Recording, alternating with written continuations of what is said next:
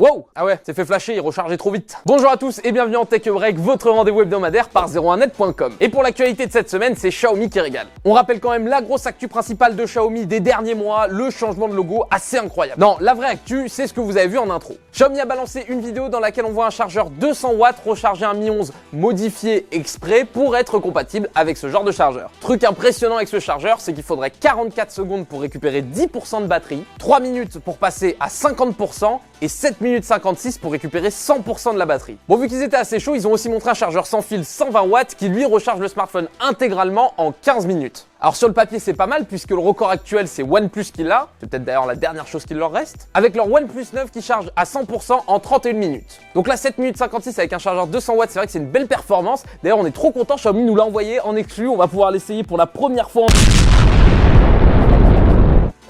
Et le chiffre de cette semaine, c'est 8083. C'est le nombre de Tesla Model 3 vendus en 2021 en France. Alors si ça vous paraît pas énorme, bah ça l'est un petit peu parce que en voiture électrique, c'est la plus vendue en 2021 en France. En deuxième, vous avez la Renault Zoé avec 7448 ventes. Et en troisième, vous avez la Peugeot E208 avec 7233 ventes. Alors au-delà du fait qu'en ce moment, si t'es youtubeur et que t'as plus de 300 000 abonnés et que t'as pas de Tesla, t'as raté ta vie. Faut aussi dire que même si le prix n'est pas le même, bah le choix il peut vite être fait quand tu te chauffes à acheter une voiture à plus de 30 000 € dans tous les cas. J'ai rien contre le formidable intérieur de la Zoé que vous pouvez voir là, mais disons que Tesla a quelques arguments en plus.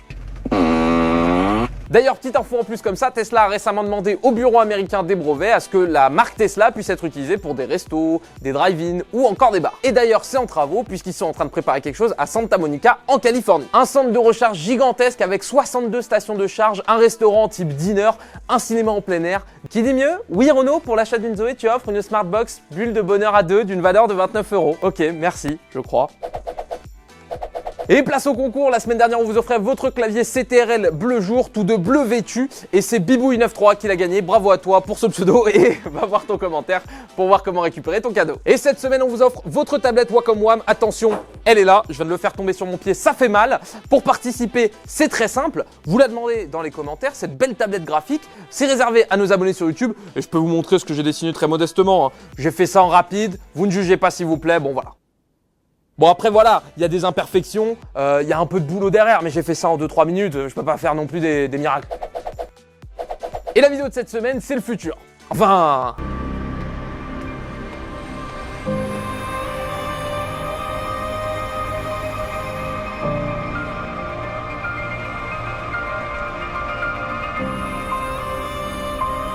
Ok, voici donc un portail, le projet s'appelle Go Vilnius et se situe à Vilnius. En même temps, si ça se passait à Vesoul, le projet se serait appelé Go Vesoul, logique. Donc ce projet a pour but de connecter la ville de Vilnius, aka la capitale de la Lituanie, avec la magnifique ville de Lublin en Pologne, qui est 600 km plus loin. Le projet a été élaboré à l'université technique de Vilnius et ça a quand même demandé 5 ans de travail. L'idée est plutôt sympa et les créateurs ont annoncé vouloir sortir d'autres portails pour pouvoir connecter d'autres villes. En fait, les mecs ont recréé Chatroulette sans le problème principal qu'avait Chatroulette. Vous voyez pas de quoi je veux parler? Retournez sur Chatroulette, vous allez très vite comprendre. Et c'est la fin de cet épisode de Tech Break. Merci à tous de l'avoir suivi. Comme d'hab, si vous a plu, vous pouvez mettre le petit pouce bleu, le commentaire pour donner votre avis. On lit tout. Pensez à vous abonner à la chaîne et activer la cloche pour rater aucune vidéo. Et moi, je vous donne rendez-vous ici la semaine prochaine. Salut!